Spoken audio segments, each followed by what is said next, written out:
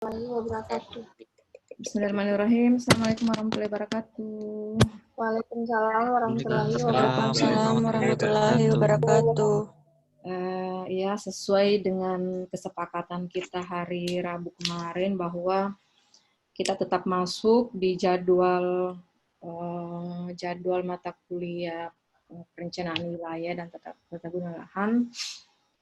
Pada hari ini, alhamdulillahirrahmanirrahim, kita semua meskipun berada di tempat yang berbeda, berada di lokasi yang jauh, tetapi kita di layar Zoom ini dekat semua ya, kelihatan dekat disatukan di layar Zoom ini.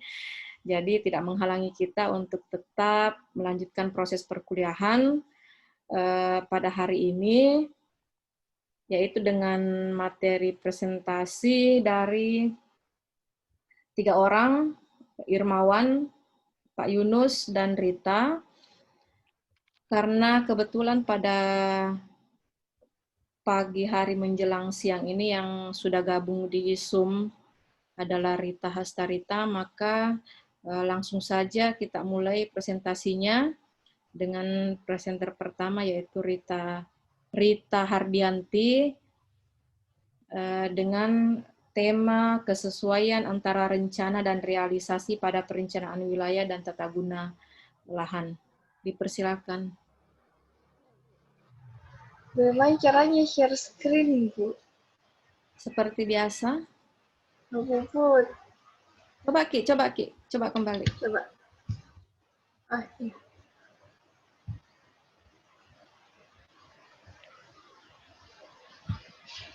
Bisa? Tunggu, Bu. Nggak mau. Oh, bisa nih. Apa? Bisa, Bu. Lagi.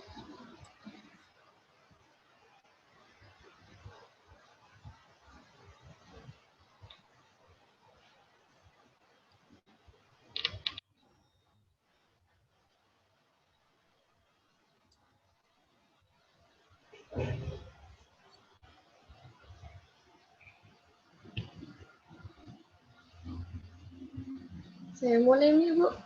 Ya, silakan dimulai. Maaf kecil suaraku.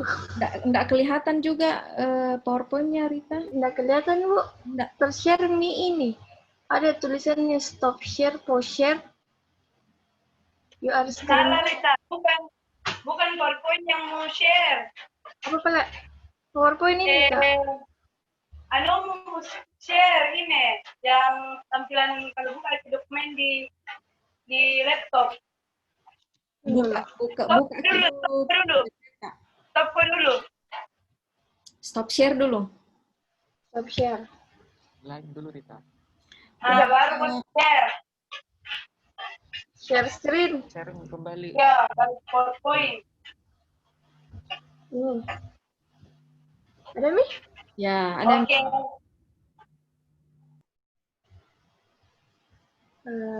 Oke. Silakan dimulai. Maaf, Bu, kecil suaraku. Kedengaran, Ji? Iya, Bu. Assalamualaikum warahmatullahi wabarakatuh. Terima kasih atas kesempatannya. Saya akan memaparkan presentasi tentang rencana dan realisasi pada perencanaan wilayah kota dan tata guna lahan di Kota Bogor dalam mendukung program pembangunan.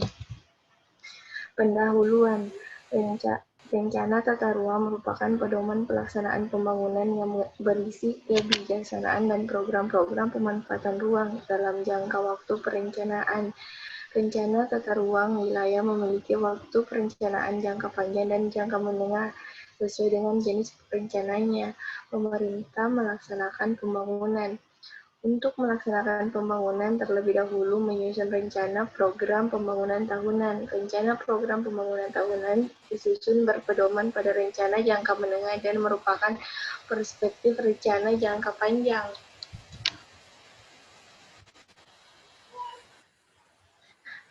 Dokumen Rencana Tata Ruang Wilayah Kota Bogor tahun 2011 sampai 2031 dimaksudkan untuk membantu pemerintah Kota Bogor dalam menyiapkan sebuah pedoman pelaksanaan pembangunan kota yang memuat Di dalamnya rencana dan arahan program-program pembangunan sektoral dan tata ruang kota di masa yang akan datang. Dokumen rencana tata Kota Bogor sebagai penyebaran dari strategi dan arahan kebijakan pemanfaatan ruang harus mampu merumuskan kebijakan, arahan, strategi, dan konsep pengembangan dan arahan program-program pembangunan kota. Salah satu upaya sinkronisasi antara program pembangunan dengan rencana tata ruang di daerah adalah menggunakan rencana tata ruang tersebut dalam proses penyusunan usulan program pembangunan. Karenanya perlu dilakukan studi evaluasi sejauh mana arahan yang tertuang di dalam dokumen rencana tata ruang diterapkan dalam program pembangunan Kota Bogor. Adapun tujuan dari makalah ini yaitu menganalisis kesesuaian penggunaan lahan dengan rencana tata ruang Kota Bogor. 2. Menganalisis sejauh mana kesesuaian program pembangunan dengan rencana tata ruang wilayah. Menganalisis penggunaan rencana tata ruang wilayah Kota Bogor dalam penyusunan program pembangunan dan faktor-faktor yang mempengaruhinya. Merumuskan strategi peningkatan sinkronisasi tata ruang wilayah dengan program pembangunan di Kota Bogor. Dan pembahasan kesesuaian penggunaan lahan. Penggunaan lahan dalam hubungannya dengan rencana tata ruang wilayah kota adalah bagaimana mengatur penggunaan lahan yang sesuai dengan rencana umum tata ruang wilayah kota yang peraturannya dikeluarkan oleh pemerintah daerah agar tidak menimbulkan ketidaksesuaian penggunaan lahan yang berakibat pada penyimpangan terhadap rencana umum tata ruang wilayah kota itu sendiri. Dari sisi optimalisasi peruntukan ruang, pola yang akan dikembangkan harus dapat menampung kegiatan-kegiatan utama yang termasuk kegiatan pemukiman perkotaan. Selain itu, pemanfaatan ruang kota akan memperhatikan aspek-aspek kelestarian lingkungan dengan mengalokasikan peruntukan ruang untuk konservasi. Ini adalah tabel kesesuaian rencana tata ruang wilayah kota dengan penggunaan lahan. Lahan yang direncanakan untuk rumah sedang adalah sebesar 4.533,55 hektar, sebanyak 2.576,60 hektar, 56,83% diantaranya sudah sesuai dengan penggunaan lahan aktual, tapi sisanya belum. Sementara yang belum digunakan untuk rumah sedang dan masih berupa penggunaan lainnya antara lain kebun, semak, belukar, tanah kosong, dan sawah adalah sebesar 1.890,93 hektar. 41,71% belum terrealisasi. Kesesuaian program pembangunan dengan rencana tata ruang wilayah kota. Untuk menganalisis kesesuaian antara rencana program pembangunan dengan rencana tata ruang wilayah Kota Bogor, pendekatan yang dapat dilakukan salah satunya adalah dengan melihat lokasi kegiatan yang tercantum dalam rencana kerja pembangunan daerah dibandingkan dengan lokasi yang tercantum dalam indikasi program utama dalam rencana tata ruang wilayah. Rencana program pembangunan yang akan dianalisis dalam penelitian ini dibatasi pada kegiatan di bidang fisik saja. Rekapitulasi presentasi jumlah program pembangunan tahun 2012 sampai 2015 yang sesuai dengan rencana tata ruang wilayah kota dapat dilihat pada tabel 2.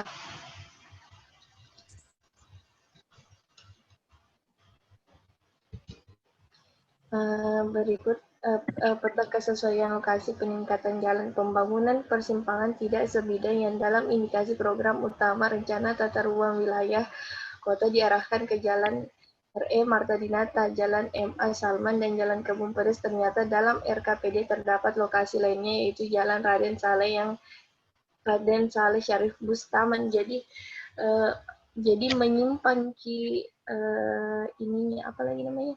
Rencana pembangunannya tidak sesuai. Analisis penggunaan rencana tata ruang wilayah kota dalam penyusunan program pembangunan. Berdasarkan analisis sebelumnya diketahui bahwa masih terdapat program pembangunan yang tidak sesuai dengan rencana tata ruang. Hal ini bisa dikaitkan dengan bagaimana proses penyusulan usulan program tersebut dalam hal penggunaan rencana tata ruang. Sebagai salah satu kriterianya, penggunaan rencana tata ruang wilayah kota dalam penyusunan rencana program pembangunan diketahui berdasarkan survei primer berupa penyebaran kuesioner pada beberapa instansi yang mempunyai kegiatan program pembangunan fisik di lingkungan pemerintah Kota Bogor. Strategi peningkatan sinkronisasi tata ruang wilayah dengan program pembangunan Kota Bogor. Untuk mewujudkan keterpaduan perencanaan pembangunan dengan perencanaan tata ruang, maka perlu suatu strategi yang meningkatkan sinkronisasi tata ruang wilayah dengan program pembangunan. Strategi yang digunakan perlu mempertimbangkan faktor-faktor internal dan eksternal yang dapat menjadi kekuatan, kelemahan, peluang, dan ancaman. Strategi peningkatan sinkronisasi tata ruang wilayah dalam mendukung program pembangunan di Kota Bogor berdasarkan urutan prioritas adalah: 1. Menerapkan peraturan tentang rencana tata ruang dan rencana pembangunan secara tegas agar komitmen pemerintah kota dalam mewujudkan rencana tata ruang wilayah kota dapat terwujud dengan baik. 2. Menjaga komitmen pemerintah kota dalam mewujudkan sinergi antara rencana penataan ruang dan rencana pembangunan sehingga masyarakat lebih nyaman. 3. Meningkatkan koordinasi dan sosialisasi peraturan perundangan kepada para pemangku kepentingan agar penataan ruang dan perencanaan pembangunan dapat bersinergi. 4. Mengoptimalkan sumber daya manusia yang ada baik di pemerintah maupun masyarakat dalam perencanaan, pelaksanaan, dan pengawasan. 5. Melakukan asistensi dan pengawasan secara terpadu dalam penyusunan, pengesahan, atau persetujuan program pembangunan sehingga menjadi efisien dan membuat masyarakat menjadi lebih produktif. 6. Memperjelas materi, arahan, dan indikasi program dalam rencana tata ruang wilayah kota agar lebih mudah dijabarkan dalam rencana kerja sehingga membangun menjadi lebih terarah dan masyarakat lebih produktif. Membuat aturan yang jelas dan tegas mengenai sanksi serta melibatkan masyarakat dalam setiap tahapan perencanaan, pelaksanaan, dan pengawasan untuk meminimalisir ketidaksesuaian program pembangunan dengan rencana tata ruang wilayah. Melakukan pembahasan yang intensif dan sinergis di antara pemangku kepentingan dalam setiap penentuan kebijakan agar masyarakat merasa aman dan nyaman. Kesimpulan, hasil analisis menunjukkan bahwa kesesuaian penggunaan lahan tahun 2013 dengan rencana pola ruang mencapai 6.986,52 hektar, 59,58%, sedangkan belum terrealisasi yaitu 4.269,79 hektar, 36,41%.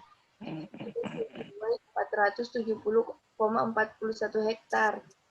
Program fisik yang sesuai dengan rencana tata ruang wilayah kota menunjukkan yang berfluktuasi dari tahun ke tahun dengan presentasi kesesuaian terbesar pada tahun 2012 yaitu sebesar 92,31% dari presentasi terkecil pada tahun 2015 yaitu sebesar 80,0%. Namun secara rata-rata program fisik yang sesuai dengan rencana tata ruang wilayah kota adalah 87,68%.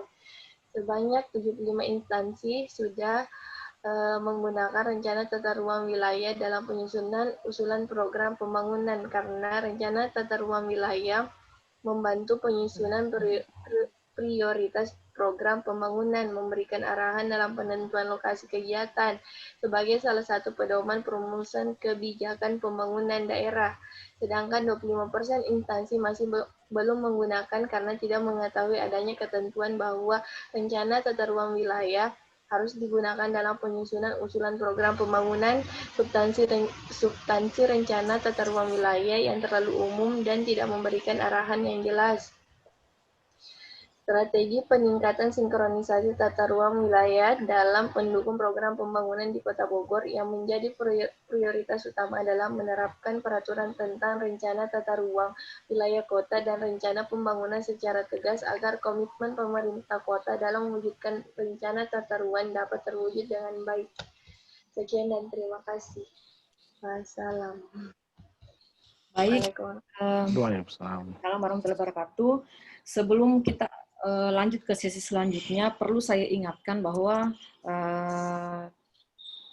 kalian ini sekarang berada di lingkup atau sedang menempuh pendidikan S2. Jadi tentunya harus dipahami bahwa dalam hal presentasi bukan hanya sekedar membaca PowerPoint yang ada ya, presentasi. Jadi kalau saya lihat beberapa orang yang sudah presentasi itu hanya membaca ulang, hanya membaca apa yang dituangkan di dalam PowerPoint-nya.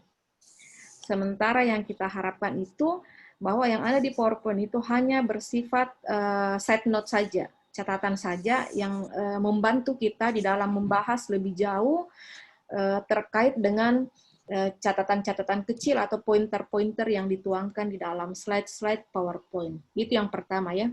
Saya harapkan ke depannya bagi yang presentasi lebih baik lagi. Jadi sebenarnya beberapa tugas yang diberikan pada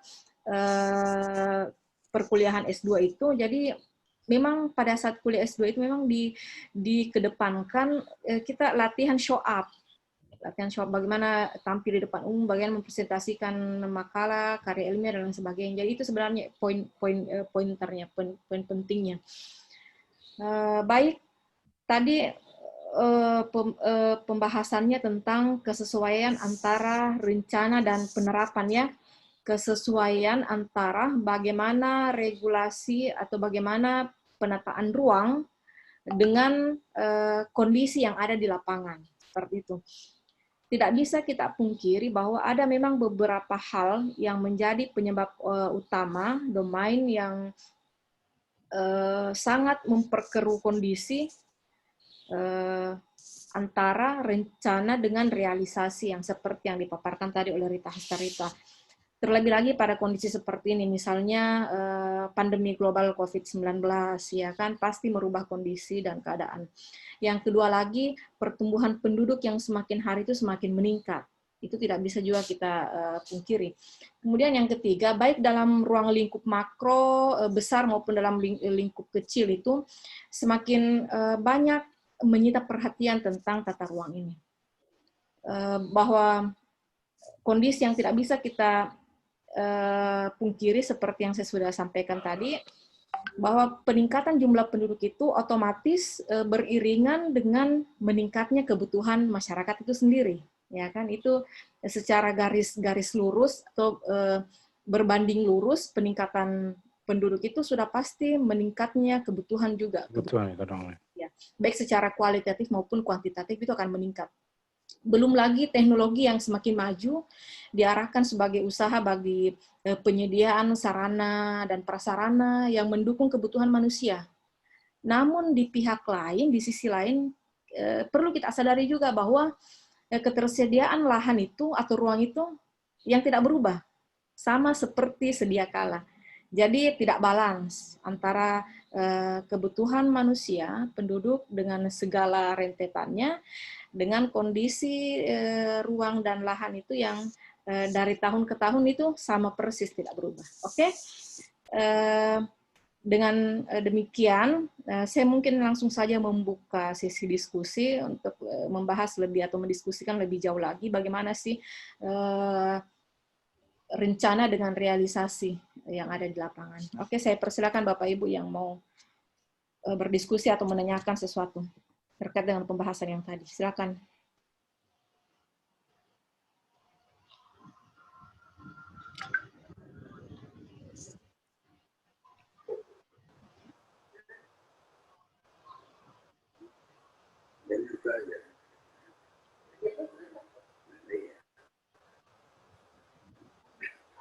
Contoh kecilnya saja ya, bahwa pertumbuhan penduduk itu akan berdampak juga terhadap sambil menunggu penanya atau yang mau berdiskusi, Oh iya, sampaikan lagi bahwa saya sedikit Bu mau ini. Oh iya, silakan Pak Ibrahim. Ya, begini. Dalam peraturan mungkin ya, bahwa idealnya itu kita melakukan tata guna lahan sudah ada presentasi masing-masing ketersediaan untuk berbagai fasilitas. Saya contohkan, ada kan fasilitas umum sekian persen, fasilitas sosial sekian persen. Jadi tadi kalau sudah secara umumnya di situ sudah diketahui berapa persen umum dan sosial masing-masing. Kemudian ini kalau jalan itu kan termasuk dari fasilitas umum dia. Fasilitas umum. Iya, fasum. Yeah. Nah, saya tidak tahu kalau di sini diatur apakah sudah dibagi seperti itu. Karena ini tadi yang dicontohkan ini di Bogor. Yeah. Ini apakah ini bisa berlaku umum di seluruh Indonesia? Tidak menyebut satu tempat. Nah, ini aturan ini. Nah, karena sudah tidak menyebut, tentunya terlebih dahulu untuk membangun suatu jalan itu kan ada visibilitas tadi. Jadi kalau ternyata lahan yang dibutuhkan itu sekian luasnya, tidak memenuhi lagi, tidak terpenuhi dengan ketersediaan lahan, maka sebelumnya jalan itu dibangun, tentu dilakukan pembebasan sampai memenuhi syarat ketersediaan lahan itu. Makanya berimbas ke lahan. Iya, karena nantinya kalau ketersediaan lahan itu sudah terpenuhi, berarti itu kan terpengaruh terhadap lingkungan. Yang kedua dengan ekonomi. Karena terbukanya lahan itu juga kita harus ketahui, apakah lahan jalan ini yang dibuka semata untuk membuka akses ekonomi atau membuka isolasi. Jadi dua macam ini, isolasi dulu, kemudian dengan sendirinya seberapa besar pengaruhnya terhadap akses ekonomi. Itu saya. Silakan, saya kembalikan. Ada mau ditambahkan Rita terkait dengan masukannya tadi Pak Ibrahim? Enggak, Bu. Pas. Jadi kembali saya ingatkan ya bahwa ternyata sebenarnya yang harus dipresentasikan itu makalahnya, isi dari makalah, bukan hanya contoh kasus yang seperti ini. Tapi satu lagi Bu, saya tambahkan tadi, mumpung tadi disinggung. Jadi kalau saya tidak salah 2 hari lalu, saya mengatakan tidak usah terlalu baca semuanya. Jadi yang namanya PowerPoint itu, pointernya saja. PowerPoint. Jadi tidak punya kekuatan itu kalau tidak diambil per poin. Jangan dibaca semua. Disunting saja. Misalnya satu itu, mungkin dalamnya ada satu peraturan atau regulasi.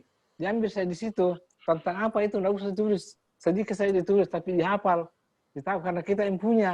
Kita yang jabarkan, jangan terburu-buru. Pelan-pelan saja kita jabarkan bahwa ini yang dimaksud dengan yang tadi untuk lembaran ini ke depannya. Terus yang kedua, kalau itu karena ini kan webinar, biasanya kalau kelompok itu atau grup ada presenter, ada asisten sorot, ada backstopper. Jadi lengkap itu. Jadi semata-mata ini yang presenter ini fokus untuk apa yang disampaikan. Jadi dia memang harus menguasai. Karena ini akan dipresentasikan. Saya juga jadi kembali berpikir, saya sudah ikut-ikutan ini. Tapi apalah ya, yang pertama juga waktu kasih, kedua keterbatasan saya. Tidak bisa membuat berinovasi. Tapi saya tahu kalau membuat presentasi itu sebenarnya harus disingkat-singkat, di bold, dibesarkan. Jadi saya teringat tadi Ibu Gus itu mengatakan itu yang benar. Terima kasih. Iya, saya sudah ingatkan tadi dari awal Pak Haji. Jadi jangan sampai etika presentasi kita masih sama ketika waktu masih S1, berarti tidak ada peningkatan ya, ada perubahan. Ya. Nah, kita berproses sama-sama lah. Tentu tidak serta-merta langsung berubah 360 derajat ya. Saya juga tidak menuntut yang demikian, tetapi perlahan-perlahan kita sama-sama berproses belajar. Baik, jadi itu tadi yang disampaikan oleh Pak Haji Ibrahim. Jadi contoh kecilnya yang bisa saya kaitkan dengan tadi masukannya itu informasi yang beri sharing informasinya. Contohnya dampak dari bertambahnya jumlah penduduk itu otomatis semakin meningkatnya permintaan akan sarana dan prasarana untuk memenuhi kebutuhan masyarakat untuk pergerakannya ya. Jadi contohnya saja semakin bertambahnya penduduk, semakin masyarakat semakin membutuhkan banyak kendaraan dan membutuhkan semakin banyak kapasitas jalan. Nah, itu contoh kecilnya. Jadi mengapa sampai sekarang ini kemacetan itu masih saja menjadi alasan klasik, masih saja menjadi suatu permasalahan klasik yang dari dulu sampai sekarang itu tidak terpecahkan. Bahkan untuk sampai di angka meminimalisir saja itu bisa dikatakan nyaris tidak berhasil ya. Kalaupun berhasil hanya sampai range beberapa tahun saja, kembali ke posisi awal lagi menjadi masalah besar. Karena itu tadi, makanya ujung-ujungnya kembali ke perseteruan misalnya lahan dan lain sebagainya. Itu permasalahan yang bergulir sampai detik ini, yang kembali kita kembali ke permasalahan yang sama untuk kesekian kalinya.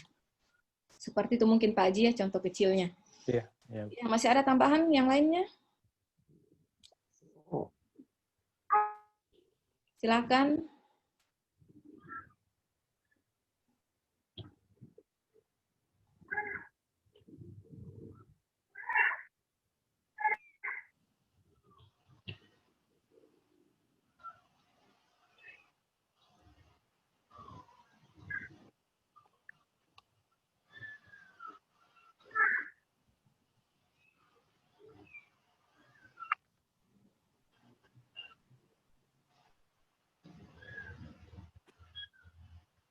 Masih ada tambahan? Saya mau bertanya. Iya, silakan.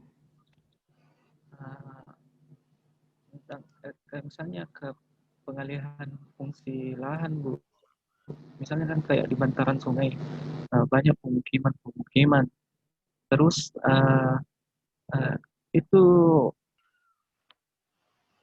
itu yang daerah hilir sungai, Bu. Apakah memang sudah direncanakan bahwa ada pemukiman di situ atau perencanaannya memang tidak ada? Karena tentu tidak boleh membangun tanpa ada izin bangunan atau IMB.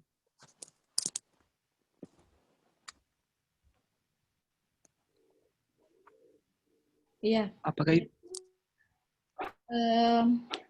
Kalau sejauh pemahaman saya, sama tadi yang Pak Haji Ibrahim katakan bahwa setiap infrastruktur yang notabene-nya adalah milik pemerintah, misalnya fasos, termasuk misalnya sungai atau irigasi ya, itu semua ada regulasi yang mengatur bahwa sekian range jarak-jarak tertentu baru bisa dihuni oleh masyarakat atau dimukim oleh masyarakat. Karena tentu mempertimbangkan beberapa hal ya. Sama dengan fasum dan fasos juga seperti itu. Misalnya di jalan itu jarak antara rumah dengan fasum dan fasos itu ada semua range-nya. Hanya saya tidak tahu pasti berapa jarak-jarak itu yang dipersyaratkan. Seperti itu. Terlebih lagi kalau misalnya daerah-daerah yang sudah teridentifikasi memiliki potensi rawan bencana dan sebagainya itu seharusnya sangat diketatkan dengan regulasi yang telah mengatur itu. Tetapi pada kenyataannya sekarang ini justru masyarakat malah semakin bebas atau semakin banyak kita temukan daerah-daerah pemukiman yang terbangun bebas, yang berdekatan atau tanpa hampir tidak memenuhi prosedur dengan jarak-jarak sesuai dengan aturan terhadap fasum, fasos, dan infrastruktur milik negara. Seperti itu, Amar. Ada aturannya itu. Iya, Bu, karena seperti kemarin, Bu, di Porto. Kan di situ areanya Pelindo. Terus katanya di situ kayak dipinjamkan nih lahannya untuk dijadikan kayak empang, Bu. Terus kan mau dibangun pelabuhan di situ. Ya. Terus ternyata di situ ada hak milik di dalamnya, Bu. Biasanya kalau ada permasalahan yang seperti itu, dibentuk panitia khusus rencana tata ruang yang berkaitan dengan wilayah atau daerah tersebut untuk membahas atau membicarakan atau memusyawarahkan terkait dengan kasus-kasus tertentu. Pernah juga terjadi di PT Pelindo dan PT Indofood itu yang membangun Pertamina itu, yang membangun pengeboran minyak milik Pertamina itu di wilayah permukiman. Nah, itu juga dibentuk panitia khusus rencana tata ruang karena memang bertentangan dengan Perda tentang rencana tata ruang RT RW 2002 bahwa peruntukan lahan tersebut untuk pemukiman, tetapi pada realisasinya, pada pelaksanaan di lapangan itu digunakan untuk kepentingan PT Indofood dan pengeboran minyak PT Pertamina. Kalau sepengetahuan saya seperti itu, Amar. Jadi contoh kecil saja ya, kalau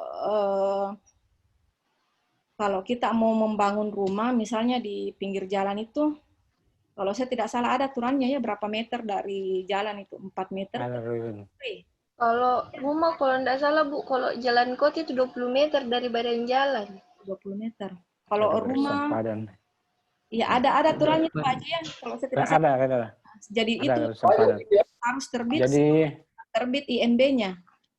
Iya. Seperti itu. Jadi ada yang namanya daerah milik jalan, Damija, ada daerah ruang jalan. Yang ke samping dengan yang ke atas ada seperti itu. Beberapa samping. Tapi biasanya ada orang yang melanggar. Ya. Banyak seperti itu. Banyak, Tapi, Pak. Jadi jangankan perencanaan tata ruang ya, beberapa regulasi di negeri plus 621 ini sangat sulit ditemukan kesesuaian antara rencana dengan realisasi. Iya. Jadi seperti itu Amar ya. Hanya saya tidak tahu pasti untuk range berapa meter itu saya tidak tahu pasti. Iya, ada aturannya. Ya, aturannya. Yang jelasnya ada.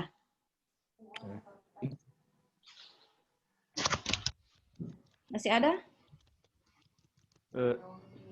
Kenapa kan itu Bu, sebenarnya rencana tata ruang sudah lama dibentuk Bu, tapi pengimplementasiannya belum sampai sekarang. Kayak bagus pertanyaannya ya Bu. Kenapa ruang khusus terpotong kita tadi? Kan itu pengaturan tentang rencana tata ruang dan ruang wilayah Bu sudah diatur sejak dulu.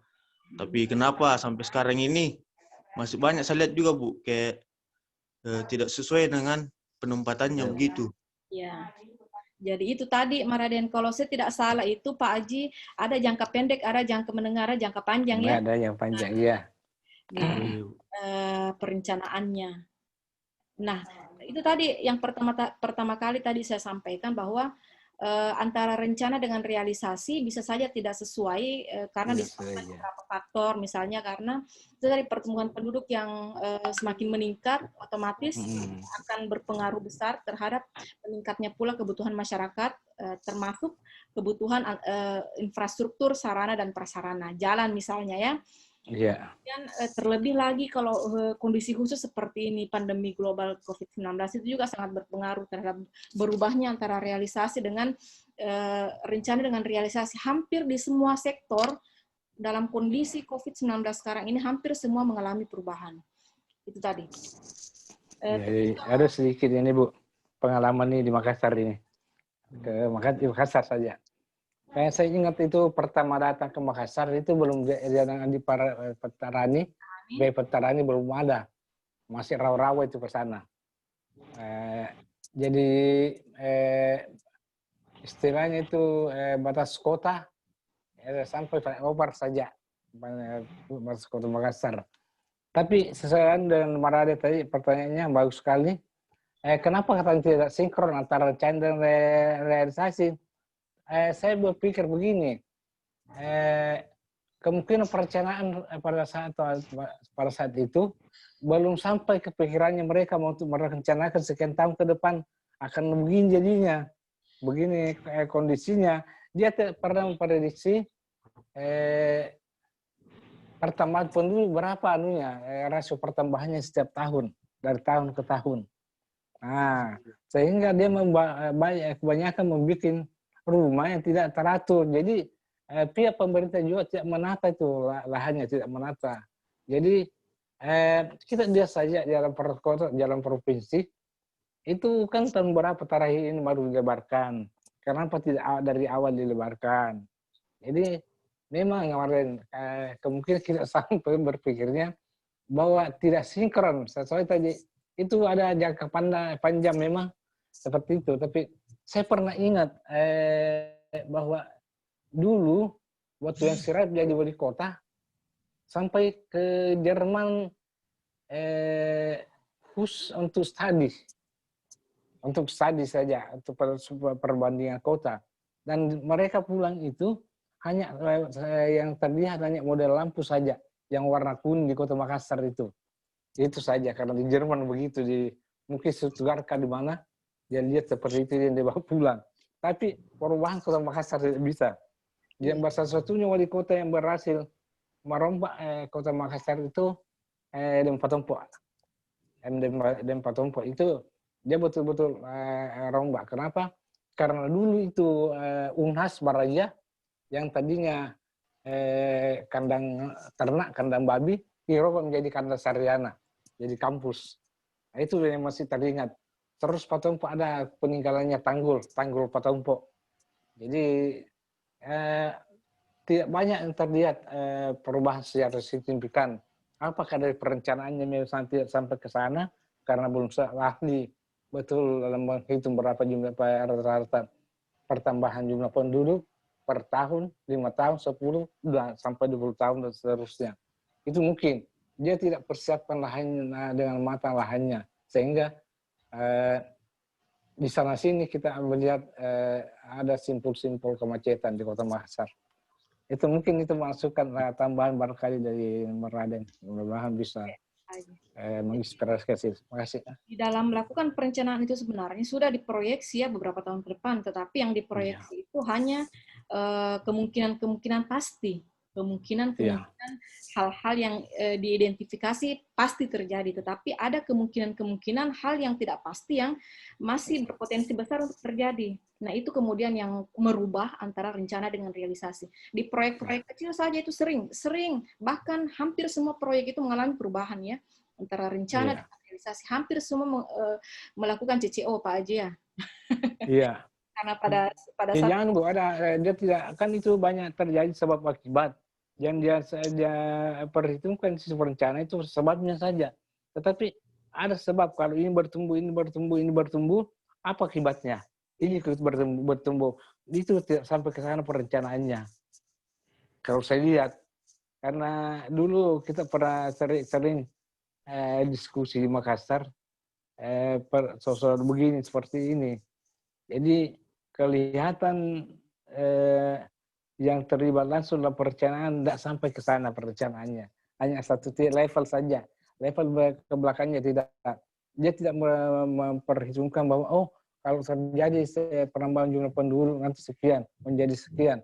Apa yang dipengaruhi? Itu tidak sampai ke sana. Kalau pengalamannya Pak Ibrahim dari sekian banyak proyek yang ditangani, kira-kira berapa persen proyek itu yang tidak mengalami perubahan dari perencanaan, atau hampir semua yang mengalami CCO? Kalau proyek irigasi ya, saya kan lama tangani irigasi juga, mulai baik Kosan Rego, bila saya tangani di situ sebagai construction engineer, semua ada perubahan. Ya. Yang namanya perubahan, ada review design, ada semacamnya itu, ada site adjustment. Itu pasti terjadi. Karena tidak mungkin itu adalah perencanaan ketika kita turun meskipun 1 tahun kemudian disandingkan persis sama, tentu ada perubahan. Jadi itu sudah pasti, banyak atau sedikitnya pasti ada. Biasanya juga di paket-paket kita berbicara di luar konteks lagi ini, ada titipan-titipan sehingga tidak sama dengan volume gambar dengan volume itu. Dipotong itu. Saya buka saja karena ini kan dekat kuliah, kita keadaan tuntut kita kuliah ini. Atas duluan kita. Ya, jadi kenapa seperti itu? Tadi karena pernah di masalah konsultan kontraktor dengan pihak proyek owner. Itu kenapa? Karena dari awal begini, Bu. Pertama survei muncul cek pasti ada perubahan antara gambar lama dengan gambar baru desainnya. Pasti gambarnya. Apa buatnya mengikuti volume. Volume mengikuti build quantity. Build quantity harus dipertanggungjawabkan dengan contract change order. Contract change ordernya harus ada dulu. Ya. Nah, baru itu hati-hati karena kita bisa terjerat kalau tidak dibuat seperti itu. Karena itu kenapa secara teknis kita harus menjalankan seperti itu. Jadi selalu ada seperti itu, Bu. Jadi kembali ke yang tadi lagi, baik irigasi, jalan lebih-lebih, kemudian ada yang saya mau sampaikan terkait ini. Karena saya kebetulan menangani, saya pernah di World Bank menangani renewable energy, lebih 200 pembangkit listrik mikro dan min hidro saya bangun, itu saya pikir tidak ada kendala, ternyata hal yang baik juga terkendala. Misalnya, dia masuk, kemarin kan ada teman yang tanya, bagaimana kalau dia masuk di lahan hutan lindung, hutan produksi atau hutan apa, itu juga kendala.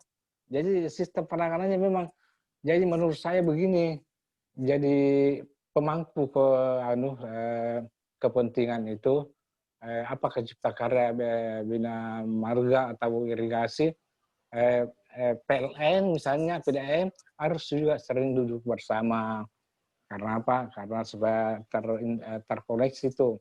Saya contohkan lagi, jangan terlalu panjang, Bu. Ini Bakaru kan? Ya. Itu kan sedimen transportasinya. Sedimennya, betapa besarnya sedimen setiap tahun itu berapa meter kenaikan permukaan sedimen itu, sehingga habis 50 miliar setiap tahun untuk mengeruk saja. Jadi penanganan sementara saja, solusi sementara, tapi tidak menyelesaikan. Kenapa itu bisa terjadi?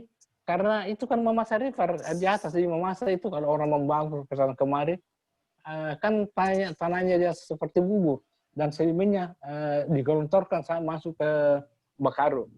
Nah itu. Yang pertama sendiri, karena saya dulu tahun 84 di sana. Yang pertama itu, Bu, perhitungannya sedimen transportasi yang matang juga tidak dipunyai. Jadi hubungannya tadi dengan lahan ini. Yang kedua juga pihak BPDAS tidak pernah duduk bersama dengan pemerintah dua provinsi. Nah, itu menyebabkan setiap tahun semakin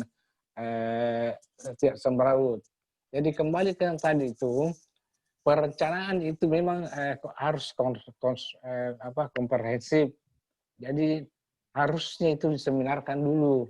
Hasilnya itu disebarluaskan, diseminarkan itu supaya semua masyarakat, semua ahli-ahli bisa memberikan masukan hasil perencanaannya itu. Visibilitas saja memang bukan cuma kalangan yang di dalam saja yang bisa main mata. Nah, ini harus dibuka lebar ini. Yang seperti ini kalau mau seperti di luar negeri. Terima kasih, Bu. Ya, jadi kebalikan Pak Haji. Ini Pak ini memang sudah aral melintang di dunia. Saya terakhir Pak Haji sudah ke sana kemari melaksanakan proyeknya. Jadi kebalikan Pak. Kalau Pak Haji tadi mengatakan bahwa sebaiknya sebelum suatu pekerjaan itu dikerjakan itu harus melalui beberapa proses dulu. Salah satunya sosialisasi ke masyarakat. Nah, kalau sekarang ini semakin ke sini kita lihat bahwa suatu pelaksanaan proyek itu pelaksanaan suatu pembangunan infrastruktur kan tersosialisasi dengan masyarakat, nanti kalau menemukan masalah baru muncul di permukaan dan masyarakat tahu. Nah, dari semua tadi banyak yang disampaikan itu ada beberapa hal yang pasti yang harus tetap terlaksana. Misalnya, walaupun perencanaan tidak sesuai dengan realisasi, tetapi harus sama persis dengan rencana dan realisasi dari alokasi dana yang dialokasikan untuk pekerjaan tersebut. Kemudian yang kedua, perubahan seperti apapun itu outputnya atau luarannya itu harus tidak merugikan. Nah, kalau saya stop tidak merugikan, silakan Bapak Ibu mengartikan sendiri, silakan disambung sendiri, tidak merugikan masyarakat atau tidak merugikan pemangku-pemangku kepentingan. Siapa ya? Nah, silakan disambung sendiri. Ya, mungkin seperti itu ya secara garis besar pembahasan kita hari ini tentang bagaimana sih kesesuaian antara rencana dan realisasi perencanaan tata ruang yang ada di Indonesia. Seperti itu mungkin ya Bapak Ibu. Kita akhiri sesi pertama. Terima kasih Rita Hardianti. Kita lanjut ke kesempatan kedua. Saya langsung saja persilakan kepada Pak Yunus. Mungkin sudah bergabung bersama kita di ruang Zoom ini. Pak Yunus, ada Pak Yunus?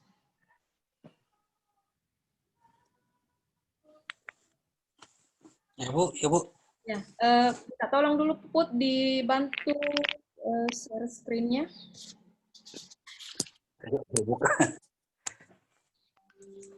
Tidak kedengaran suara Anda, Pak.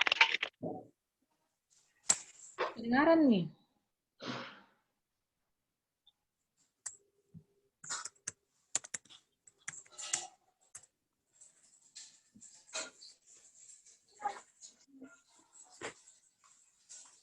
Jadi Pak Yunus akan membahas tentang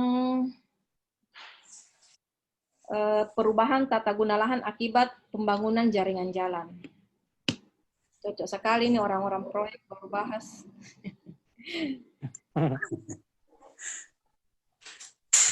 Kalau Pak Haji ini namakan mentak ini. Nah, kebetulan seperti kalau Ibu pengalaman saja itu. Silakan Karena Pak. saya urusan. Iya Bu. Sudah di-share ke Bu belum? Puput, tolong di-share, bantu di-share kan Put. Saya baru buka nih. Ya. Silakan Pak Yunus. Ya. Silakan dimulai Pak Yunus. Ya.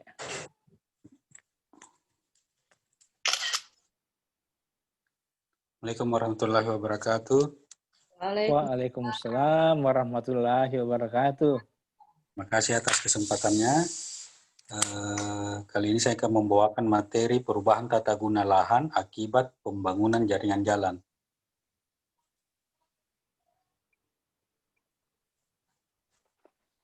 Lahan adalah sumber daya alam yang sangat penting dan manusia membutuhkan tanah sebagai tempat kegiatan kelangsungan hidup. Perubahan tata guna lahan disebabkan oleh faktor-faktor yang saling mempengaruhi, di antara lain pertumbuhan penduduk atau perkembangan wilayah, terutama dari wilayah perkotaan ke pedesaan, pemekaran dan kebijakan pembangunan dari pusat maupun daerah. Pembangunan infrastruktur, terutama pembangunan fasilitas seperti jaringan jalan, jalan raya, jalan tol, membutuhkan lahan untuk pembangunan. Sementara sifat tanah terbatas, jadi jika tidak direklamasi, tanah tidak dapat ditingkatkan. Dengan adanya pembangunan akan mempengaruhi semua aspek kehidupan yang berlangsung di masyarakat. Salah satu contohnya adalah pembangunan jalan raya maupun jalan tol yang akan mempengaruhi kondisi pertumbuhan suatu kawasan, baik dari sisi lingkungan maupun aspek sosial maupun ekonomi penduduk. Tujuan dari pembangunan jalan raya maupun jalan tol adalah untuk mewujudkan keadilan dalam pembangunan daerah. Pembangunan jalan ini membutuhkan penggunaan lahan untuk mendukung pembangunan yang bermuara pada konvensi lahan. Perubahan fungsi lahan mengacu pada perubahan fungsi lahan dari fungsi semula menjadi fungsi lain yang dapat mempengaruhi lingkungan dan potensi lahan yang ada. Lahan sebelum rekonstruksi merupakan lahan, kebanyakan adalah lahan pertanian. Setelah jalan tol digunakan ataupun jalan lainnya yang akan berdampak pada kondisi sosial, lingkungan, dan ekonomi masyarakat, terkhusus lagi di bidang pertanian. Kondisi sosial yang terdampak adalah perubahan pola pikir masyarakat yang mencari nafkah dari buruh tani untuk memenuhi kebutuhan hidup yang semakin meningkat. Luasnya lahan pertanian untuk konversi lahan untuk pembangunan jaringan jalan berdampak pada keberlanjutan aktivitas masyarakat yang menggantungkan mata pencarian pada lahan pertanian. Dampak yang dibahas antara lain penurunan kualitas irigasi akibat perubahan saluran irigasi yang akan berdampak pada penurunan kualitas tanaman akibat kegiatan pertanian. Menurunnya kualitas saluran irigasi disebabkan adanya beberapa saluran irigasi yang tertutup aliran tersebut sehingga mengakibat aliran air yang merupakan kebutuhan utama di pertanian.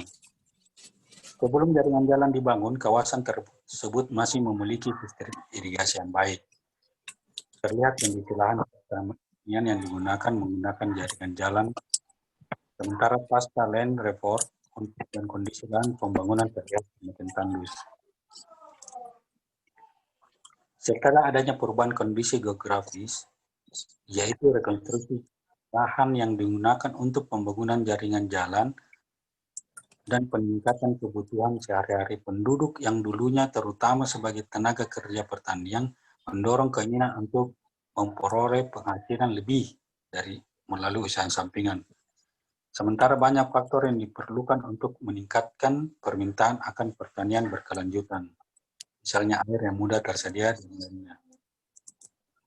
Lahan adalah sumber daya alam yang sangat penting dan manusia membutuhkan tanah sebagai tempat kegiatan kelangsungan hidup. Pemenuhan kebutuhan tersebut dapat dilakukan salah satunya dengan pembangunan infrastruktur pendukung. Perubahan fungsi lahan mengacu pada perubahan fungsi lahan dari fungsi semula menjadi fungsi lahan yang dapat mempengaruhi lingkungan dan potensi yang lahan yang ada. Konversi lahan pertanian sebagai daerah berdampak pada semua aspek kehidupan, salah satunya pada perubahan kondisi sosial. Mengingat alih fungsi lahan yang subur di lahan pertanian terhadap kondisi sosial dan ekonomi penduduk yang menentukan mata pencahariannya sebagai buruh tani, diharapkan pemerintah dapat lebih memperhatikan dampak dari pembangunan infrastruktur terhadap lingkungan sekitar. Mengingat dampak alih fungsi lahan subur di lahan pertanian terhadap kondisi sosial dan ekonomi penduduk yang menggantungkan mata pencarian sebagai buruh tani, diharapkan pemerintah dapat lebih memperhatikan pembangunan infrastruktur terhadap lingkungan sekitar. Jadi yang saya banyak bahas ini Bu, masalah alih fungsi lahan dari lahan pertanian, utamanya di lahan pertanian. Sebenarnya kan banyak alih fungsi jalan ini di dampak selain pertanian kan ada tambak apa semua segala macam, dan kebetulan yang banyak terjadi di masyarakat kita kan fungsi lahan pertanian ini, khususnya pertanian banyak yang berubah fungsi sehingga masyarakat ini banyak dari segi sosialnya ini berubah juga. Begitu kira-kira. Dan lingkungan juga ini banyak kejadian-kejadian yang kita temui ini, adanya pembangunan jalan maupun sekarang ini kita lihat pembangunan di rel kereta api juga sangat mengganggu dari segi lingkungan. Kemarin sempat saya tahun lalu ya, karena sampai ke Baru, ternyata sangat parah itu banjir di sana. Di sekitar lewat kota kalau tidak salah itu waktu. Jadi yang ada jaringan pembangunan jalan utamanya rel kereta api ini sangat merubah kondisi lingkungan di sekitar. Dulunya jarang kita lihat banjir di sekitar situ, ternyata dampaknya sangat parah. Lahan pertanian itu terendam semua. Jadi banyak juga kerugian lah, di samping mungkin salah satu yang banyak manfaat ya, tapi dampak-dampak dari pembangunan ini juga harus kita sebenarnya perhitungkan gitu. Ya. Mungkin begitu ya. Yang saya sampaikan. Ya. Seperti yang kita ketahui bahwa kenapa sih penggunaan lahan ini pemerintah sedemikian rupa mengaturnya, karena kita tidak bisa pungkiri bahwa erat keterkaitan antara suatu perekonomian daerah, suatu daerah atau suatu wilayah itu bergantung kepada penataan ruang atau penataan suatu lahan ya. Nah, salah satu sektor yang sangat mendongkrak atau sangat erat kaitannya atau memberikan sumbangsi yang sangat banyak terhadap peningkatan perekonomian suatu transportasi. Nah, sehingga itu yang kita mau cari benang merahnya antara jaringan jalan dengan perencanaan tata guna lahan. Silakan kita buka yang mau bertanya kepada Pak Yunus atau berdiskusi soal kesesuaian antara perubahan lahan akibat pembangunan jaringan jalan. Silakan. Mungkin ada masukan-masukan yang lain kira-kira dampak dari pembangunan jalan ini, karena saya lihat juga banyak kondisi-kondisi yang sebenarnya banyak jadi bisa jadi kita punya jadi lancar, tapi kan tidak sedikit juga yang lingkungan kita itu yang bermasalah lah begitu. Jadi masih Ayo, Pak. ya silakan Amar ya. Terkait dengan jalan Bu, kita melihat ini kayak di Poros Malino Bu, sering terjadi longsor akibat pengerukan tebing di bagian jalan.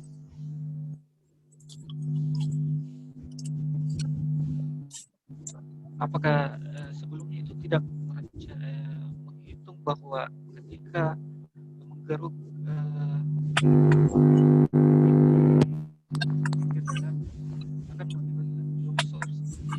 Tidak jelas Amar, tidak jelas.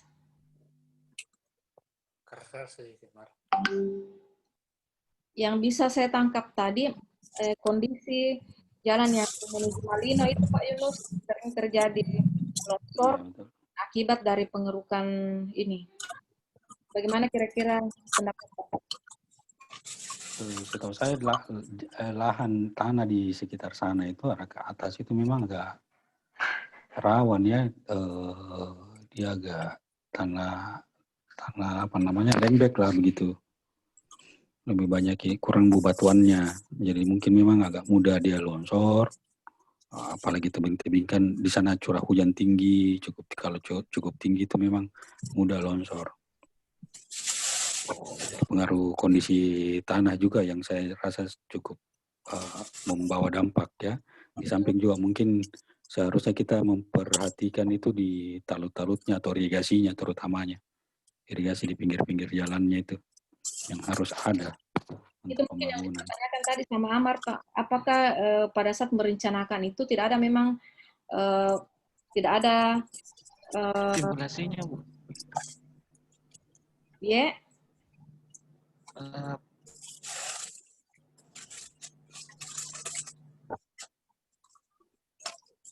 Maksudnya antisipasi bahwa kan di tahun bilang Ya. Itu Pak Yunus yang ditanyakan sama Amar. Kan sudah teridentifikasi bahwa daerah sana itu jenis tanahnya seperti ini. Apakah tidak ada antisipasi pada saat tahap perencanaan supaya kondisi tanah tersebut tidak menimbulkan dampak negatif mungkin perencanaan jaringan jalan yang akan dibangun di sana seperti itu Pak? Iya, saya pikir sebenarnya pasti sudah ada itu antisipasinya Bu, sudah ada. Cuma mungkin karena mungkin kondisi cuaca atau kondisi lahan yang curah hujan yang terlalu tinggi sehingga tidak ini dengan baik lah, atau mungkin juga karena kapasitas jalan yang kapasitas kendaraan yang lewat terlalu besar atau terlalu tinggi sehingga mempengaruhi itu. Seharusnya sudah diantisipasi sih, menurut saya begitu.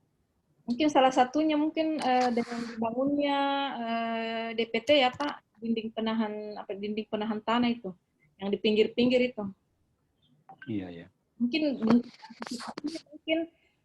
dibangun seperti itu mungkin penanganannya mungkin Amar. Kalau di daerah menuju ke Bone itu kebanyakan saya lihat seperti itu. Iya, sempat di Mone juga longsor itu Bu ya. Iya, betul. Arah ke dekat-dekat Camba kan, di atas Camba di mana tuh? Masih di Mana Maros, sempat lewat. Oh, masih Maros itu Bu ya? Iya. masih di jalanan itu. Iya, itu kan memang tebingnya tinggi sekali itu di situ ya. Jauh turun itu. Ya harusnya menjadi PR lah untuk pemerintah bahwa untuk daerah-daerah yang teridentifikasi rawan terjadi longsor atau jenis tanahnya yang mungkin kurang stabil, mungkin segera mungkin dilakukan suatu penanganan supaya tidak menimbulkan kerugian yang apalagi kerugian nyawa karena seperti yang kita ketahui bahwa lokasi-lokasi tersebut bukan pertama kali terjadi longsor misalnya. Jadi sudah diketahui beberapa tahun yang lalu bahkan. Tetapi kembali lagi bahwa tindakan pemerintah itu di dalam penanganan itu tidak konsisten. Kalaupun dilakukan penanganan itu tidak secara komprehensif, hanya di tertentu saja Pak ya. Entah itu mungkin ada pertimbangan tertentu atau seperti apa. Tapi secara kita yang mata telanjang melihatnya bahwa seharusnya itu dilakukan strategi-strategi penanganan ya yang secara berkelanjutan supaya kondisi yang ada sekarang itu bisa diminimalisir sedemikian rupa supaya ditekan angka kerugiannya seperti itu. Seperti itu. Jangan ada bencana baru ditangani Bu ya. Betul. Sebelum-sebelumnya. Jadi kan kayak macam di Maros itu ada bencana baru ada longsor baru ditangani. Jadi yang tren-tren sekarang ini kan bahkan suatu regulasi itu dimunculkan atau dibuat setelah terjadinya suatu kondisi atau suatu permasalahan ya. Jangankan penanganan seperti yang tadi Pak. Regulasi saja itu biasa kebanyakan banyak baru dibentuk, baru bisa setelah adanya suatu kejadian seperti itu. Nanti setelah sakit. Saya kebetulan begini Bu. Jadi tadi masalah nama Lino bertanyakan persis tahun lalu itu menangani pasca bencana proyek pasca bencana jalan Gua Parlange Sapaya tembus ke Ponto. Jadi tadi diskusi ini sudah banyak yang menyinggung. Ada Pak Yunus mengatakan bahwa karena cuaca itu juga benar. Ibu Gusti bertanya masalah perencanaan itu juga benar. Jadi kalau saya lihat ini, karena saya yang tangani, begini Bu, persis proyek saya itu yang ada lebih 20 rumah yang tertimbun longsor, banyak orang yang meninggal, jadi bencana nasional tahun 2019, Februari 2019. Itu yang saya tangani tahun lalu. Ceritanya begini tuh, kalau saya melihat kondisi jalan di sana, memang yang pertama tidak memenuhi syarat suatu jalan, super elevasi terlalu tajam sehingga tidak ada jarak pandang, jalan pandang menyiap jarak rem tidak susah karena tikungannya terlalu tajam, R-nya. Terus yang kedua, di jalan situ juga grade-nya terlalu tinggi, tidak memenuhi syarat ketinggian kelandaian yang dulu 12%, 8% malah sekarang itu tidak memenuhi, jadi rawan. Ketiga, kebutuhan jalan untuk shoulder bahu dengan badan jalan itu ada yang tidak memenuhi, ada yang pas-pasan. Yang keempat, kondisi tanah di sana memang rawan. Kondisi tanahnya yang pertama, tekstur dan struktur tanahnya. Yang kelima, di sana daerah slope, daerah kemiringan yang sangat terjal. Sehingga menyebabkan si perencana merencanakan apa adanya. Kondisinya, kondisi di sini masalah protection lereng dan retaining wall. Jadi di sana itu yang cocoknya adalah retaining wall, dinding penahan yang difundasi, kasih stop, baru kasih kolom, kasih ring. Tapi syaratnya itu tidak boleh melebihi 4 meter tingginya. Kemudian dipetak lagi ke sana dan seterusnya. Begitu. Kemudian ada hole. Itu juga tidak kurang-kurang berapa yang diberikan supaya air tidak terperangkap. Itu. Karena itu saya tangani barusan ini. Jadi saya biasa kalau berdiri, saya termenung memikirkan, oh ini ada penyebab-penyebabnya yang didiskusikan teman-teman sekarang ini. Itu yang saya lihat Pak Yunus, itu penyebabnya di situ. Melihat Omar Raden yang ditanyakan itu kenapa tadi itu. Jadi bisa jadi juga perencanaan mau merencanakan tapi kondisinya seperti itu. Bayangkan saja lahan sempit di sebelah kiri sudah jurang yang terjal. Itu harus di stop production. Terus di sebelah kanannya juga apa namanya lerengnya itu sangat tinggi. Bukit. Jadi kalau kita bikin side ditch selokan samping tanah di sampingnya itu runtuh. Nah, runtuh. Sehingga tertutup lagi segalanya, mau diproteksi ke atas biaya lagi. Jadi tadi itu tidak komprehensif penanganannya. Maksud saya kalau 5 meter 3 kilometer saja banyak secukupnya, tapi tuntas kok dari bawah sampai ke jalan sampai ke atas, oh yang lebih baik daripada 5 kilo atau 7 kilo, tapi kebutuhannya 1 kilo itu kan tidak komprehensif. Kembali lagi tangannya yang itu saja. Alhamdulillah. Kemudian ini tadi juga bangunan pelintas kekurangannya. Apakah pipe culvert, box culvert, atau bangunan pelintas lainnya yang cocok sesuai dengan kondisi yang lain. Itu juga kemarin saya evaluasi banyak kekurangannya. Jadi kalau itu tidak kemudian tadi ada yang disinggung masalah kebutuhan pertanian dengan kebutuhan jalan. Ya, tadi itu Madinah sudah, itu kira-kira. Jadi kalau Madinah itu tadi ada yang kita desain dengan konstruksi soft-persisten, ada yang di tiang pancing, memang seperti itu. Jadi begitu penanganannya kalau di sana. Tapi yang saya katakan perencanaannya komprehensif. Siapkan uang yang cocok untuk memperbaiki tebing dan memperbaiki lereng. Jadi dua macam itu. Karena kalau kita kan ke sana itu jurang sebelah kiri, gunung sebelah kanan, dan gunungnya bukan gunung-gunung seperti dia terjal. Nah, jadi itu bukan kayak tarfacing begitu diagonal, dia bentuk diagonal tapi dia terjal.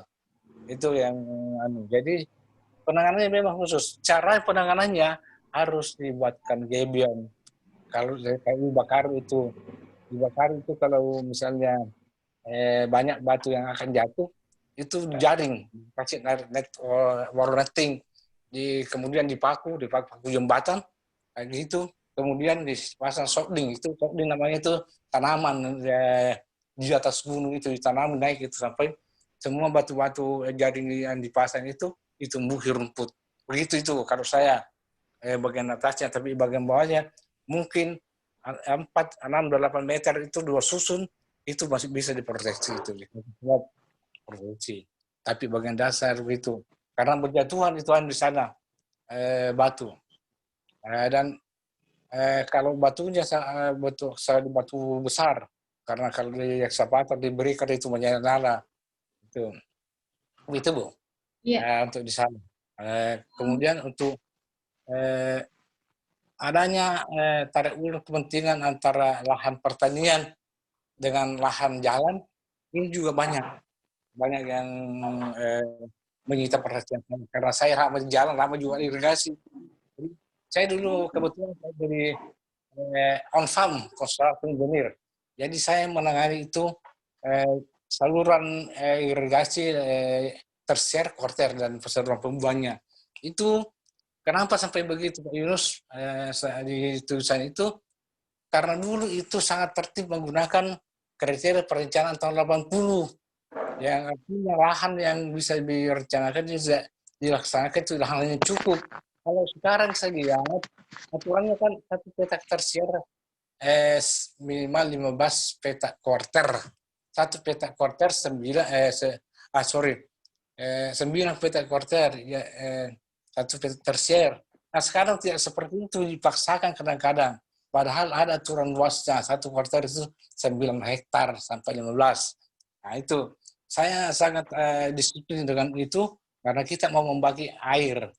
kebutuhan air, ada yang namanya water requirement. Nah, itu tarik ulur kepentingannya antara jalan, karena di situ juga ada jalan yang mau lewat, jalan misalnya jalan kabupaten atau jalan provinsi yang kebetulan lewat di situ. Saya pernah jadi Gorontalo, sehingga jalan untuk inspection road irigasi digunakan sebagai jalan nasional, jalan provinsi atau kabupaten.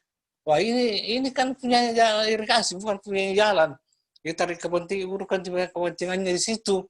Kemudian kalau mau dibikin masing-masing irigasi pun jalan, biar marga punya jalan, menjadi sempit. Nah, di pihak lain juga di pertanian, dia karena lahannya kurang luas, sehingga itu ada yang namanya mangrove, jalan tani ditiadakan. Padahal itu penting sekali. Nah, inilah yang menjadi biasanya yang kasih buntu. Nah, Ya. Baik Pak Haji, saya pikir ada beberapa teman yang sempat diskusi cerita-cerita lepas yang sebagian besar di antara mereka itu penggiat konsultan dan kontraktor itu itu yang sebagian besar ternyata dilatar belakangi oleh perencanaan. Mungkin kedepannya bisa dijadikan satu study case atau penelitian bahwa mungkin penting latar belakang dari perencana tersebut diketahui. Mungkin lebih bagus kalau perencana tersebut adalah background-nya adalah pelaksana yang pernah yang pengalaman pelaksanaan proyeknya itu tinggi, karena ada memang seperti yang yang dipaparkan tadi Pak Ibrahim bahwa di sebelah kanan jurang, sebelah kiri tebing. Jadi pada kondisi seperti itu memang diperlukan penanganan engineering-nya, penanganan khusus yang hanya bisa dilakukan oleh memang pelaku-pelaku yang sudah banyak terjun di beberapa proyek pelaksana. Jadi memang agak-agak banyak kegagalan konstruksi yang disebabkan oleh kegagalan perencanaan karena perencana yang tidak mempunyai pengalaman lebih dalam. Saya cukupkan ya sesi kedua diskusi dalam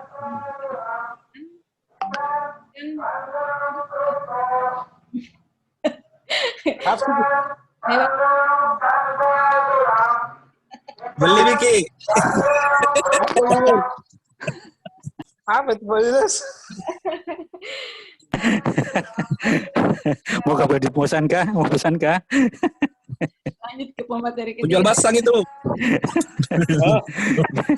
Ikan bandeng.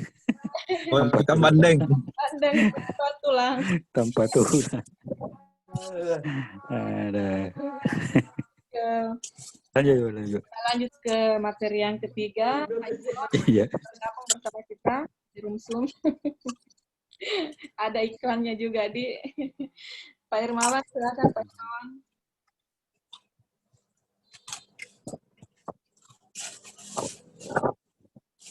Temanya Pak Irmawan itu terkait alih fungsi lahan merupakan ancaman bagi lingkungan. Kalau Pak Yunus tadi tentang perubahan tata guna lahan akibat pembangunan jaringan jalan. Silakan Pak Irmawan. Mulai nih Pak Irmawan lewat nih penjual ikan bandeng.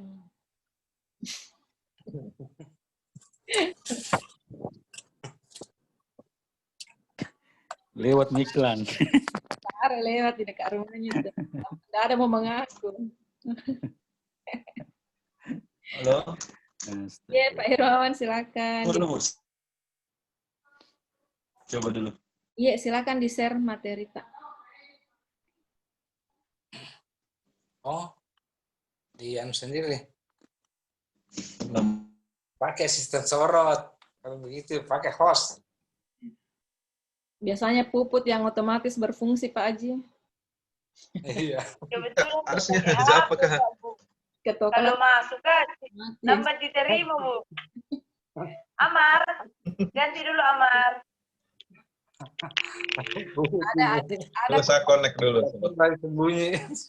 biasanya hostnya itu puput, co-hostnya Amar. Iya, Bu. Atau Rita Rita. kayaknya dulu. Rita. Amar. Dibantu tahu share punya Pak Hermawan. Cepat nanti lewat lagi kan bandeng. Download dulu, Bu. Kalau saya itu lebih baik mengalah, Kak. Di dekat rumah tak kapan Pak Haji lewat. Dan aku dengar karena saya di barat jalan ini, Jawa Timur ini. Jember kayaknya.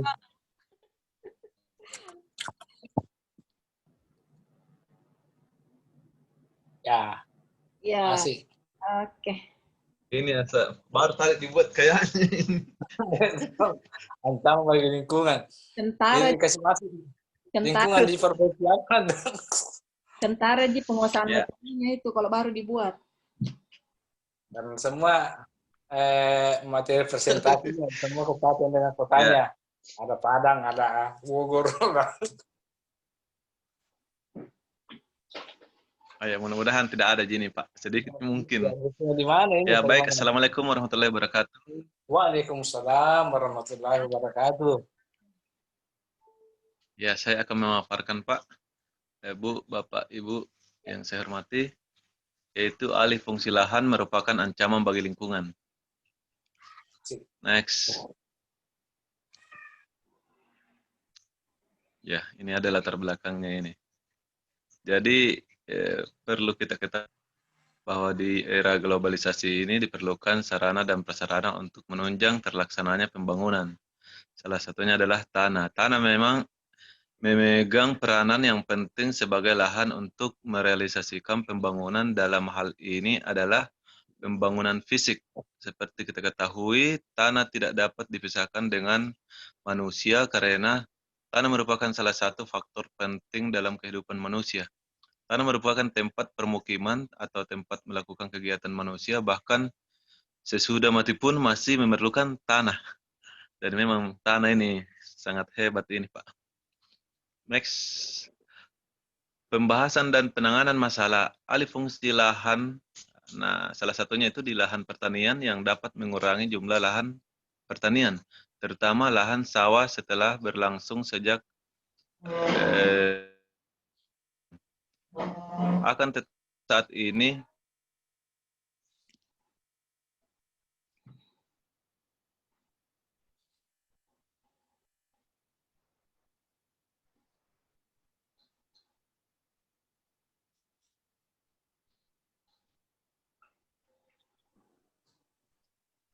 kontradiktif terjadi karena di satu pihak pemerintah berupaya melarang terjadinya alih fungsi. Tetapi di sisi lain, kebijakan pertumbuhan industri, manufaktur, dan sektor non-pertanian lainnya justru mendorong terjadinya alih fungsi lahan. Next. Yang kedua itu cakupan kebijakan yang terbatas. Tersebut di atas baru dikenakan terhadap perusahaan-perusahaan badan hukum yang akan menggunakan tanah atau akan merubah tanah pertanian ke non-pertanian. Kendala konsistensi perencanaan disebabkan karena rencana tata ruang wilayah atau RTRW yang dilanjutkan dengan mekanisme pemberian izin lokasi adalah instrumen utama dalam pengendalian untuk mencegah terjadinya konversi lahan sawah berigasi teknis. Dalam kenyataannya, banyak RT/RW yang justru merencanakan untuk mengkonversi tanah sawah beririgasi teknis menjadi non-pertanian. Next.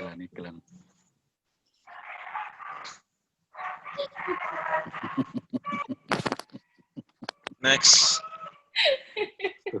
Ada iklan lagi. Ini. Bukan Bu. Ya. Nah ini. Iya, lanjut. Pengertian alih fungsi lahan.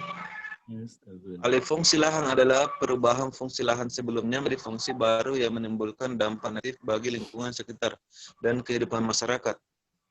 Seperti pada di Kota Pontianak, alih fungsi lahan semakin intens terjadi. Kedua, faktor terjadinya alih fungsi lahan pada lahan pertanian, yaitu faktor eksternal merupakan faktor yang disebabkan oleh adanya dinamika pertumbuhan perkotaan, demografi,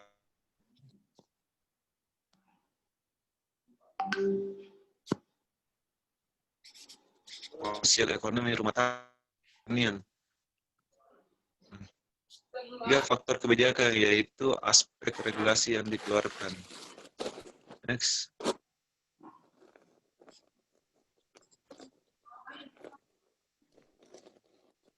Nah, salah satu mahasiswa peneliti yaitu Wahyunto 2001, perubahan penggunaan lahan dalam pelaksanaan pembangunan tidak dapat dihindari.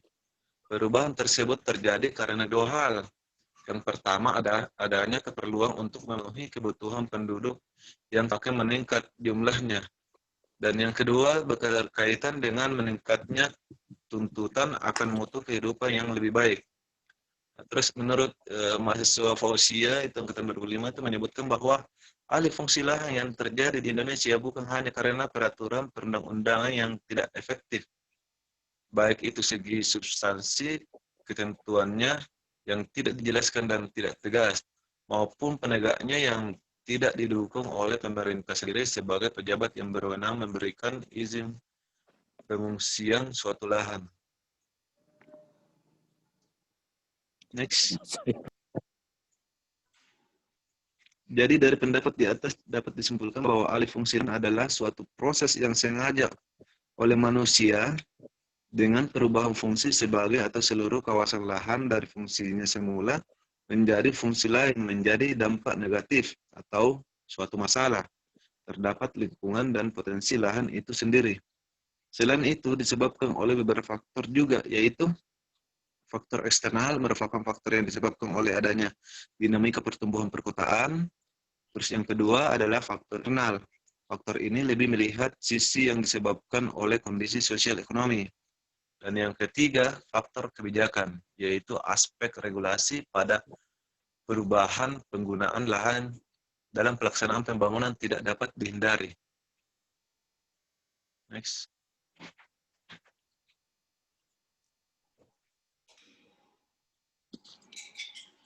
Nah, langsung saja dampak alih fungsi lahan pertanian. Jadi kita ambil salah satu dampak dari lahan pertanian. Dampak alih fungsi lahan sawah petani terdapat kehidupan rumah tangganya.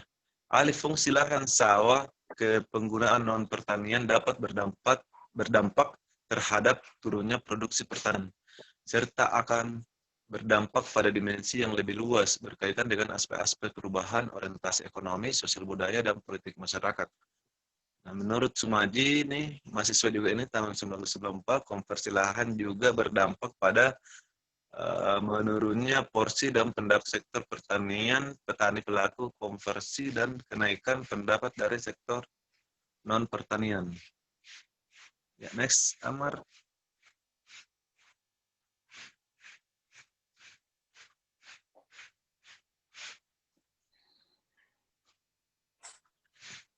Ya, adapun perubahan yang terjadi sebagai berikut, yaitu perubahan pola penguasaan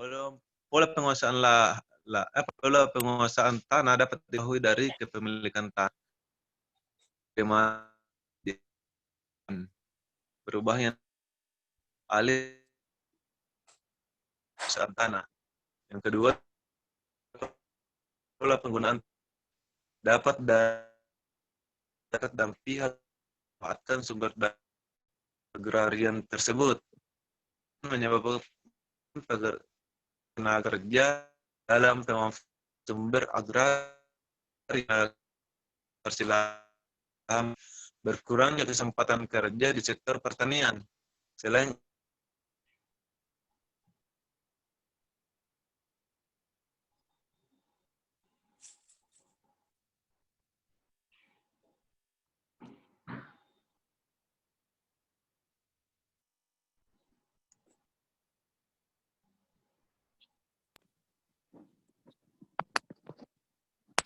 ya, lanjut.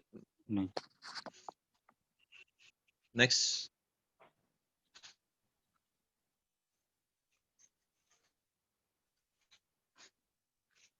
Di mana tadi? Ya ini. Poin 3 perubahan pola hubungan agraria. Tanah yang semakin terbatas menyebabkan memudarnya sistem bagi hasil tanah makro kayaknya nih menjadi martelu. Demikian juga dengan munculnya sistem tanah baru, yaitu sistem sewa dan sistem jual gadai. Perubahan terjadi karena meningkatnya nilai tanah dan makin terbatasnya tanah. Poin keempat yaitu perubahan pola nafkah agraria, pola berdasarkan sistem mata pencaharian masyarakat dari hasil-hasil produksi pertanian dibandingkan dengan hasil non-pertanian. Keterbatasan lahan dan keterdesakan ekonomi rumah tangga menyebabkan pergeseran sumber mata pencaharian dari sektor pertanian dan sektor non-pertanian. Yang kelima itu perubahan sosial dan komunitas. Konversi lahan menyebabkan kemunduran kemampuan ekonomi atau pendapatan yang makin menurun. Next.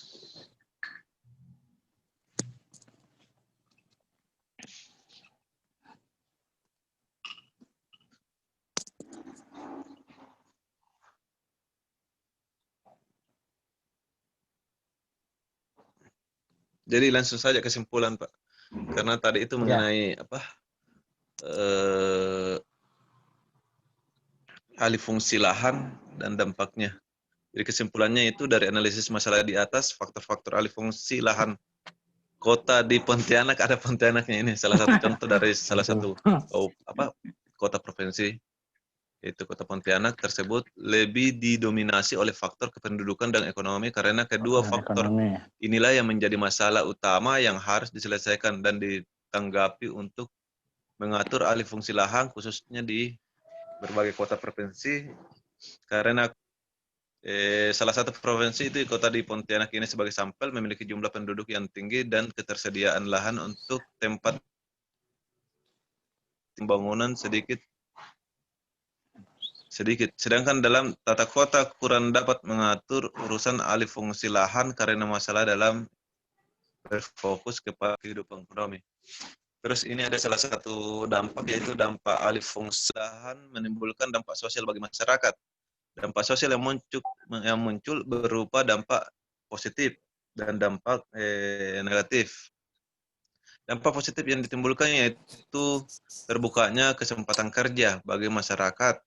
Dampak negatifnya yaitu menimbulkan berkurangnya minat generasi muda untuk bekerja di bidang pertanian dan rusaknya bangunan air akibat bangunan di atas ini merupakan lahan. Sekian dan terima kasih. Terima kasih Pak Irmawan. Jadi tadi yang Pak Irmawan baca itu Maro dan Mertelu itu kalau saya tidak salah ingat itu tidak salah baca gitu, itu bukan makro, memang Maro itu sistem pembagian hasil. Kalau di desa-desa itu biasa kita dengar sistem bagi hasil. Sistem bagi hasil misalnya yang kerja lahan pertanian, yang kerja sawata, dia yang beli pupuk, dia yang beli benih, dia yang sewa penggarapnya, kemudian nanti bagi hasilnya diserahkan 1/2 kepada yang punya lahan. Nah itu seperti itu mungkin sistem. Tidak salah baca gitu, bukan maksud itu. Tapi saya kurang tahu juga secara mendetailnya, tapi sekilas itu yang hanya saya ingat tentang Maro dan Mertelu. Kurang seperti itu karena kalau di orang bus bilang Patelu apa dari bahasa ini Pak Patimo. Iya betul. Kalau di desa-desa masih menggunakan sistem yang seperti itu bagi hasil kayaknya. Iya. Ya. Oke, tadi temanya Pak Irmawan tentang alih fungsi lahan. Kenapa? Mana tadi temanya?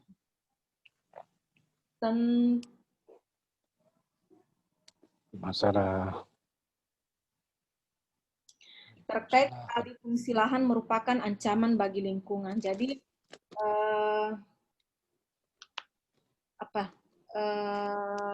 merupakan catatan juga untuk pemerintah sih, kebimbangan juga sebenarnya antara menyelamatkan lingkungan dengan mengejar progres, karena catatan besar untuk pemerintah itu harus melakukan percepatan pertumbuhan perekonomian ya, ada target-targetnya. Ada target-target pencapaian pertumbuhan perekonomian, misalnya berapa persen tiap tahun itu harus dikejar. Sementara dilema yang di sisi lainnya itu harus ada yang dikorbankan. Misalnya ada beberapa program yang dijalankan tanpa memperhatikan atau tanpa mempertimbangkan dampak terhadap lingkungan, kerusakan lingkungan misalnya ya. Kemudian di penelitian, di beberapa penelitian terakhir itu banyak yang menyebutkan bahwa sebenarnya yang menimbulkan banyak kerugian terhadap alih fungsi lahan itu kebanyakan di sektor pembangunan infrastruktur. Misalnya saja itu yang tertinggi itu pembangunan jalan tol dan pengadaan pembangunan kawasan industri, itu yang menjadi yang tertinggi sumbangsi terhadap permasalahan yang disebabkan oleh alih fungsi lahan. Baik, langsung saja kita buka sesi diskusi, tanya jawab ataupun ada yang perlu didiskusikan. Silakan Bapak. Hai Bu. Oke, silakan Maraden. Ya, saya yang tentang banjir Bu di Provinsi Sulawesi Selatan. Yeah. Saya pernah nonton beritanya itu Bu di Narasi TV. Katanya beda itu yang menyebabkan banjir di sana itu karena lahan di Provinsi Kalimantan Selatan itu 50% itu adalah lahan tambang Bu, sama lahan sawit. Jadi ada 814 lubang tambang di sana Bu. Miliknya 157 perusahaan batu bara di Kalimantan Selatan. Jadi itu sungai Barito Bu yang biasanya menampung 230 juta meter kubik air. Jadi bertambah Ki pada saat musim-musim hujan kayak begini Bu. Kan sekarang ini rentan perubahan cuaca iklim Bu. Jadi bertambah jadi 2,3 miliar meter per kubik air yang ditampung sungai Barito. Jadi itu air meluap sehingga menyebabkan banjir di provinsi sana. 1000%. Menyebabkan 10 kabupaten. 1000%. Di provinsi Kalimantan Selatan. Ya itu saja Bu, karena alih fungsi lahan banyak di sana, alih fungsi lahan yang seperti yang kita bilang betul juga faktor ekonomi bisa juga. Iya. 50%. Sekarang Maraden ya, Maraden sekarang sudah banyak membaca, saya senang, sudah banyak perubahan Maraden ya. Jadi tadi salah satu contoh saja yang disampaikan oleh Maraden. Jadi mungkin Bapak Ibu masih ingat tahun 2020 kemarin itu ada yang sempat tren itu tentang alih fungsi lahan di Jawa Tengah itu yang akan membuka titik kawasan industri sekitar 24 yang membutuhkan sekitar 1.200 hektar kalau saya tidak salah itu. Nah, sebenarnya sektor yang sangat menderita yang banyak dirugikan dalam hal alih fungsi lahan itu kebanyakan lahan pertanian dan kawasan hutannya yang banyak mengalami kerugian, banyak yang mengalami alih fungsi lahan. Jadi masih sangat banyak kasus-kasus yang terjadi yang berkaitan dengan alih fungsi lahan di beberapa daerah. Silakan Bapak Ibu yang lain, mungkin masih ada contoh yang bisa diangkat.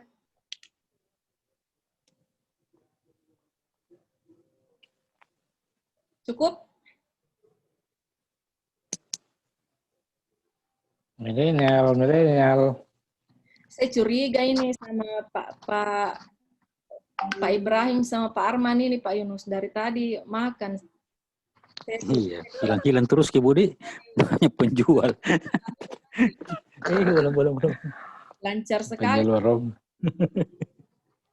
Penjual mana milenial? Milenial bertanya. Iya, yang milenial mana? Jadi ke depannya itu Bapak Ibu, ke depannya mungkin Bapak yang hadir di Zoom sekarang ini mungkin nanti akan mendapatkan juga di semester berikut. Tidak ada ke depan, berarti angkatan selanjutnya itu kita akan terapkan itu. Jadi setiap presentasi ini kita akan bentuk menjadi kemas dalam sebuah seminar-seminar. Jadi kalian akan presentasi di depan banyak orang, banyak yang lihat. Jadi itu komunikasi sempat sudah jalankan konsep yang seperti itu. Nanti kita akan buat juga seperti itu. Oke, tidak ada lagi yang mau bertanya terkait alih fungsi lahan.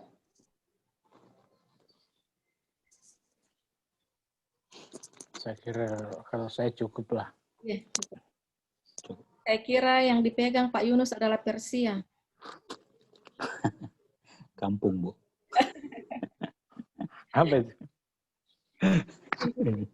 Saya kira Persia. Oke, mungkin Anak terlantar ini kan. kalau sudah tidak ada lagi yang bertanya, berarti saya anggap pada sesi hari ini 3 pemateri semuanya sudah memaparkan sesuai dengan tema masing-masing. Kita akan bertemu lagi di minggu depan, di 2 kali pertemuan lagi. Supaya lebih cepat selesai ini mata kuliah. Oke. Apa lagi mata kuliah lainnya, Bu? Itu? Selain ini? Ya, kita lanjut soal mata kuliah forensik ya. Dari rekayasa forensik, bagaimana progres perkembangan tak, persiapan tak? Forensik. Kalau materi 1, Bu, rencana baru besok mau ketemu sama. Oh begitu. Hari apa besok? Minggu, Bu, rencana. Pelanggaran. Kira-kira, Bu. Pelanggaran. Ada gitu Pak Arfa di rumah. Kayaknya kalau hari ini kita antar Iya. Ada ketua forensik? Hari Minggu, Bu. Ada Pak, ada. Oh. Karena Puput komunikasikan sama dengan intens komunikasi dengan anggota kelompok, tak semua dia ada yang Oh iya tahu itu sebagai kelompok beda. Wah ini jalan sendiri-sendiri. Iya, jadi koordinasi Ki supaya maksimal. tidak. Oh saya yuk Put ya. Kemarin itu kan ada Amar, Ana dengan Azari rencana, Bu, besok. Ini aku konfirmasi ke kita. Kira-kira ada di Bapak itu di rumahnya atau sibuk Kika? Family time kah, Bu? Siapa itu? Sebaiknya jangan Minggu, Put. Nanti Satu kelompok Put. di mana bisa ditemui. Ya, tapi Bu. Oh iya, Bu. Untuk tidak bisa hari Minggu, Bu. Jangan hindari hari Minggu tahu. Oh iya, Bu. Oke, Bu. Satu kelompok Put. Ada di grup itu Pak yang kukirim. Kelompok 2 bagaimana? Kayaknya. Kelompok 2. Iya, mau dipikir-pikir dulu apa yang bagus sih. Bu, baru dicarikan juga materinya, materi. Materinya terkait. Soalnya ambil tadi kontraktor konsultan dengan owner ya. Banyak itu kenalannya teman kelompok itu kalau masalah konsultan. Pokoknya kalau dapat judul di situ itu saya ikut. Iya, kalau ada saya bantu berpikir. Bu, sisa. Iya. Oke. Bagaimana Pak kalau bantu berpikir judulnya? Judul kalau saya kasih judul jangan sampai saya yang bisa nanti bagus. Nanti bentuk diskusi kecil saja antar sesama kelompoknya ya untuk membahas judulnya. Iya. Oh iya, Bu. Dari teman kesepakati kalau dari kelompok sepakati judul Put. Saya bisa mengikut kalau gitu. Saya harap minggu depan sudah terlaksana ya. Minggu depan sudah terlaksana. Jadi kerja keras minggu ini. Sebelum 3 hari forensik ya. Kita maksimalkan. Oke? Oke, terima kasih Bapak Ibu atas waktu dan kesediaannya pada pagi hari hingga siang hari ini. Sehat-sehat semua. Mudah-mudahan pandemi berlalu kita bisa segera bertatap muka kembali seperti sedia kala. Billahi taufik wal hidayah. Maafkan atas segala kekurangan saya. Assalamualaikum warahmatullahi wabarakatuh.